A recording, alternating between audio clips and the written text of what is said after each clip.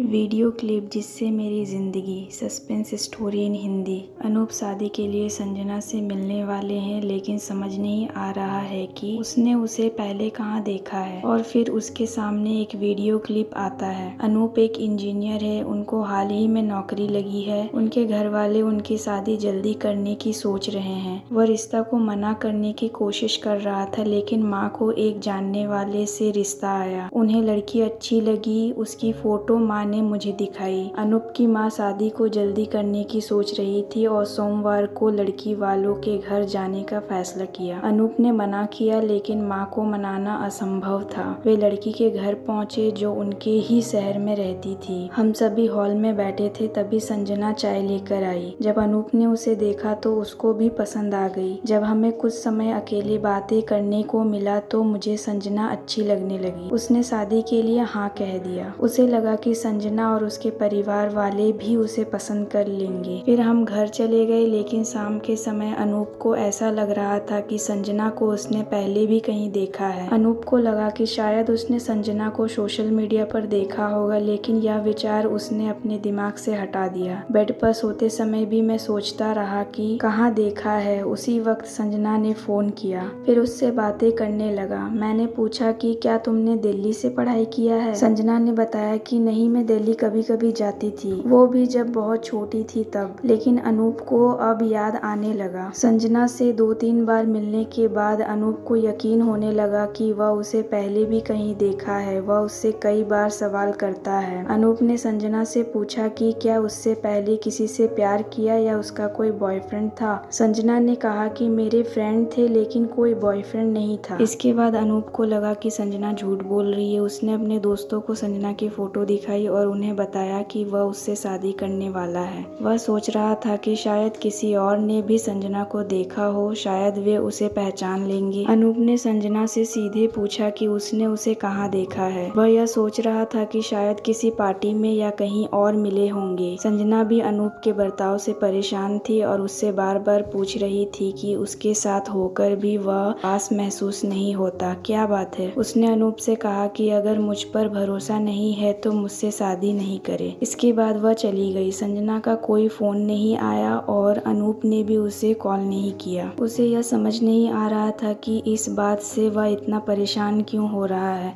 Mummy शादी की तैयारी कर रही थी, लेकिन एक तरफ संजना और अनूप के बीच झगड़े भी थे। 2-3 दिन तक कोई कॉल नहीं आया। फिर सुबह संजना का कॉल आया और वह बोली कि उसे अनूप से मिलना है और कुछ दिखाना है। अनूप ने उसकी इस बात को सुनते हुए उससे मिलने का फैसला किया। मैं संजना से मिलने गया। उसने मुझे एक वीडियो क्लिप दिखाया, बताया कि उसने उसे कहाँ देखा है। वीडियो में अनूप कॉलेज के आखिरी साल में एक रेस्टोरेंट में बैठा हुआ था, जहाँ कुछ लड़कियाँ उसकी टेबल के पास आकर फोटो लेने की कोशिश कर रही थी। मुझे कहने लगी कि मैं उनकी फोटो ले रहा हूँ। मैंने मना किया तो उनसे बहस हो गई।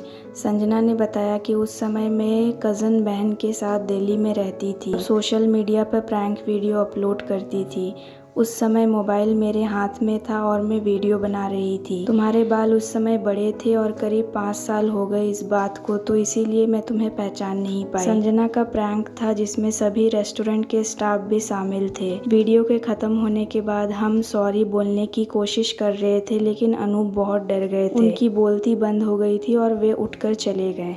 उन्हें लगा कि यह सब सच है। हमें लग रहा था कि वीडियो कुछ लंबा होना चाहिए था, लेकिन हमें नहीं पता था कि अनूप इतना घबरा जाएंगे। इस घटना के बाद हमें भी लगा कि हमने गलती की।